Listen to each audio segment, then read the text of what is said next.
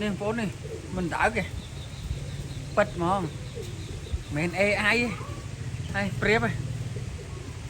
wow mình đỡ bình tật đỡ mình cắt to mình AI này mai mà tray à mũi đọc cả lô tray trời dạ hai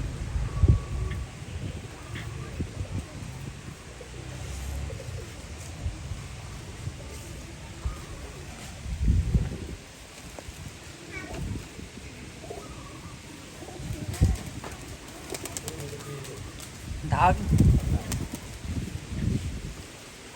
mà tray phố nó mà tray mũi đọc mà phay cái lô đâu mà đi ô lệ nhá ơi mai